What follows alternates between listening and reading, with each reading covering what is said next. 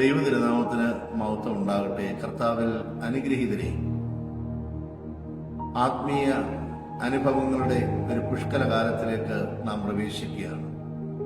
കർത്താവിന്റെ ജീവദായകമായ കഷ്ടാനുഭവത്തിലേക്കും പ്രത്യാശാ നിർഭരമായ പുനരുത്ഥാനത്തിലേക്കും നമ്മെ നയിക്കുന്ന വലിയ നോമ്പിലേക്ക് പ്രാർത്ഥനാപൂർവം നാം പ്രവേശിക്കുന്നു. ഈ കാലഘട്ടം തിരുവചനത്തോടുള്ള നമ്മുടെ ബന്ധവും ആഴവും വർദ്ധിപ്പിക്കുന്നതിന് ദൂത് എന്ന ഒരു വചന മനന വിചിന്തന പദ്ധതി ആവിഷ്കരിക്കുകയാണ്. അതിനെല്ലാവിധമായ നന്മകളും ഞാൻ ആശംസിക്കുന്നു, പ്രാർത്ഥിക്കുന്നു. നമുക്ക് ഒരുങ്ങാം.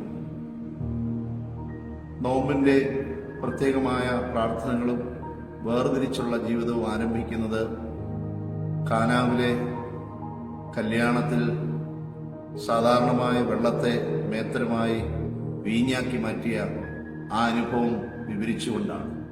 വിശുദ്ധ യോഹന്നാന്റെ സുവിശേഷം 2-ാം അധ്യായത്തിന്റെ ആദ്യ ഭാഗത്ത് അത് രേഖപ്പെടുത്തിയിരിക്കുന്നു.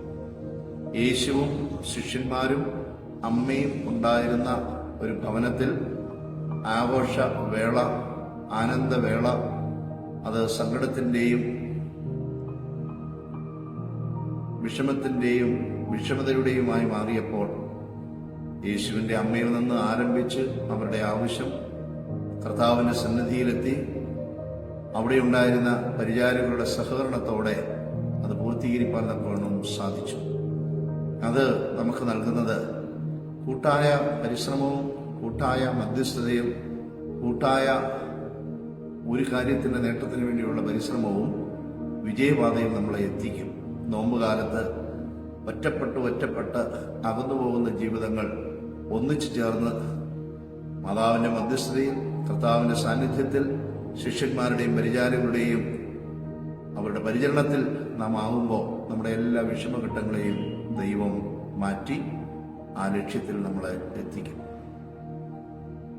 രണ്ടാമത് ഒരു കാര്യം, വീഞ്ഞ് മേൽത്തരമായി അവിടെ പരിപോഷിപ്പിക്കപ്പെട്ടപ്പോൾ അതിന്റെ മഹത്വം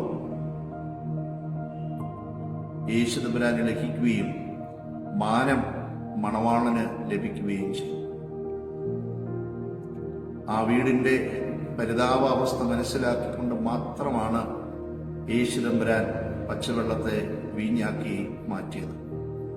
സാധാരണമായി നടക്കുന്നതിൽ നിന്ന് വ്യത്യസ്തമായി മേൽത്തരമായ വീഞ്ഞ് അവസാന പന്തിക്കും വിളമ്പിയപ്പോൾ എല്ലാവരും അത് ശ്രദ്ധിച്ചു. അത് മണവാളന് വലിയ ശ്രേഷ്ഠത നൽകി. അപമാനത്തിലേക്ക് പോകാമായിരുന്ന, സന്താപത്തിലേക്ക് പോകാമായിരുന്ന ഒരു ഭവനത്തിന്റെ അവസ്ഥ യേശു തമ്പുരാൻ ഇടപെട്ട് ദൈവനാമ മഹത്വത്തിനായി ചെയ്തപ്പോൾ അതിന്റെ മഹത്വം ദൈവത്തിന് തന്നെ പോയി. എന്നാൽ അതിന്റെ അഭിമാനം, അത് മനുഷ്യരുടെ ഇടയിലുള്ളതാണ്. മാനം, അത് മണവാളന് ലഭിച്ചു. ആധുനിക കാലഘട്ടത്തിൽ കർത്താവ് മനുഷ്യർക്ക് നൽകിയിട്ടുള്ള ആത്മനൽവരങ്ങൾ, കൃപാദാനങ്ങളുടെ വിനിയോഗത്തിൽ പലപ്പോഴും ദൈവത്തെയും അത് പ്രയോജനപ്പെടുത്തുന്ന മനുഷ്യരെയും അകറ്റി മാനവും മഹത്വവും അത് പകർന്നു നൽകുന്ന വ്യക്തികൾക്ക് റീപ്ലേസ് ചെയ്യുന്ന ഒരു കാലഘട്ടത്തിൽ മനുഷ്യന്റെ നെടുവീർപ്പെടുന്ന അനുഭവങ്ങളിൽ മാത്രം അവനെ പരിപോഷിപ്പിച്ച് ദൈവത്തിന് മഹത്വവും മനുഷ്യർക്ക് ശാന്തിയും സമാധാനവും അഭിമാനം നൽകുന്ന മാതൃകാപരമായ ഒരു അടയാളത്തിന്റെ ബാക്കി പത്രമായി നമുക്ക് നോമ്പുകാലത്ത് ഇതിനെ സ്വീകരിക്കാം. മൂന്നാമത്, മലങ്കര ഓർത്തഡോക്സ് സുറിയാനി സഭയുടെ, പൗരസ്ത്യ ഓർത്തഡോക്സ് സഭയുടെ ആത്മീയ ആരാധനാ ജീവിതത്തിൽ പുത്തനെ ഞായറാഴ്ചയിലെ ഈ വേദഭാഗത്തിലും അതിൽ നിന്ന് ഉത്ഭൂതമാകുന്നതായ പരിചിന്തനങ്ങൾക്കും പ്രത്യേകമായ പ്രാധാന്യമുണ്ട്. യേശു തമ്പുരാൻ തന്റെ അടയാളങ്ങൾ, അത്ഭുതങ്ങളല്ല, വിശുദ്ധ യോഹന്നാന്റെ സുവിശേഷത്തിൽ അടയാളങ്ങളാണ്.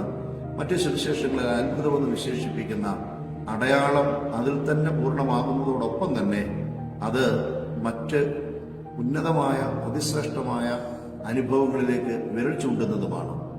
അടയാളങ്ങളുടെ ആരംഭം പച്ചവെള്ളത്തെ മേത്തരമായി വീഞ്ഞാക്കി മാറ്റി മനുഷ്യരെ സന്തോഷിപ്പിച്ചു എങ്കിൽ ക്രിസ്തു തന്റെ ജീവിതത്തിലൂടെ, പ്രത്യേകിച്ച് തന്റെ കഷ്ടാനുഭവങ്ങളിലൂടെ, തന്റെ ശരീരവും രക്തവും ശരീരത്തിൽ നിന്നൊഴുകിയ വെള്ളവും ഈ ലോകത്തിന് പ്രദാനം ചെയ്യുമ്പോൾ അതിന് തൊട്ടു മുമ്പായി കല്ലറയിൽ വെച്ച് 4 ദിവസമായി ദുർഗന്ധം വമിക്കുന്ന ലാസറിനെ പേര് ചൊല്ലി വിളിച്ച് അവനെ പുതിയ മനുഷ്യനാക്കി ജീവൻ നൽകുമ്പോൾ ഞാൻ തന്നെ പുനരുത്ഥാനവും ജീവനുമാകുന്ന യേശു തമ്പുരാന്റെ പ്രഖ്യാപനം അവിടെ സഫലമാവുകയാണ്.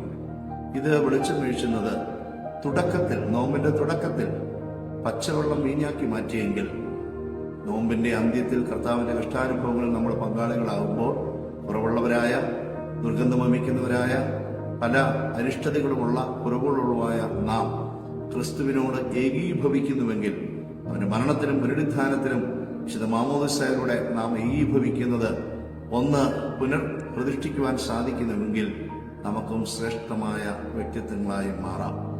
മനുഷ്യനെ നല്ല മേത്തനമായ വീഞ്ഞാക്കി മാറ്റുവാൻ, മനുഷ്യന്റെ ആനന്ദത്തിന് കാരണമാക്കുവാൻ വേണ്ടിയാണ് സ്വർഗം വിട്ട് ദൈവം മനുഷ്യപുത്രനായി അവതരിച്ചത്. കർത്താവിന്റെ രക്ഷാകരമായ ദൗത്യത്തിന്റെ ആ പൂർത്തീകരണത്തിലേക്ക് വരുവാൻ പ്രാർത്ഥനാപൂർവം തുടക്കം മുതൽ നമുക്ക് ഒരുങ്ങാം. ദൈവം ഏവരെയും അനുഗ്രഹിക്കട്ടെ. എല്ലാവർക്കും സന്തോഷവും സമാധാനവും ആത്മീയ അനുഭവങ്ങൾ നിറഞ്ഞതുമായ ഒരു നോമ്പുകാലം ആശംസിക്കുന്നു. ദൈവം ഏവരെയും അനുഗ്രഹിക്കട്ടെ.